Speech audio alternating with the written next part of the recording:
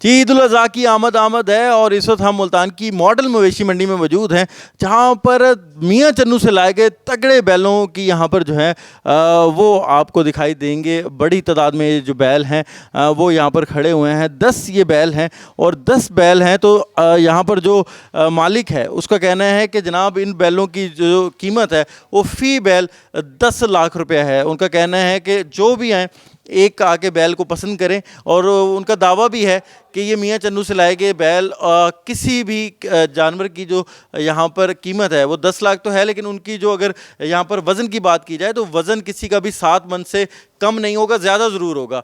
तो यहाँ पर जो है हमारे साथ व्यापारी भी मौजूद हैं। अच्छा, 10 लाख रुपया कर दिया है, बहुत ज़्यादा नहीं है रेट? भाई सब जायज़ मुनासिब रेट लगाया हमने। अच्छा जी, बाज़ार में हो तो 15 लाख, 11.5 लाख, 15 लाख, 20 लाख मांग लेते हैं ग्राहकों से, पर नहीं, बस पैकेज ही लगा दिया हमने। अच्छा, हम देख रहे हैं जानवर भी बड़े खूबसूरत हैं आपके, बड़े माशाल्लाह सेहतमंद हैं। कितनी ज़्यादा इन पे मेहनत होती है? भाई सब मेहनत का कोई हिसाब नहीं इन्हों का, जिन्ना ही पाई हो खवाई हो बस। अच्छा, दिहाड़ी का फी जानवर 4,000 रुपये खर्चा है।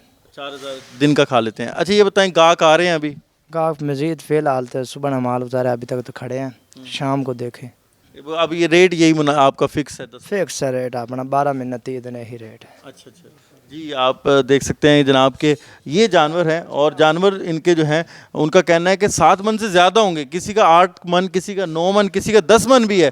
ठीक है, तो ऐसे जानवर हैं। मेरे कैमरामैन तनवीर गिलानी आपको दिखाएंगे भी। तो ये जानवर जो हैं वो एक से बढ़कर एक जानवर है और ख़ास तौर पर मियाँ चन्नू से यहाँ पर लाए गए हैं। तो उनका कहना है कि अभी लाए हैं तो उम्मीद ये करते हैं कि गाहक आएंगे और इनको पसंद करके लेके जाएंगे। तो ये 10 भाई हैं और 10 की जो कीमत है वो भी 10 लाख है। तो इन्होंने इस वक्त पूरी मवेशी मंडी में सबकी निगाहें इन्हीं के ऊपर है, इन्हीं जानवरों के ऊपर है। और व्यापारी भी काफ़ी ज़्यादा पुरुमीद है कि उनका कहना है कि इन 10 जानवर को बेच के, जिसकी कीमत वो फ़ी जानवर 10 लाख बता रहा है, इनको फ़रोख्त करके ही वापस अपने गाँव जाएगा। जी।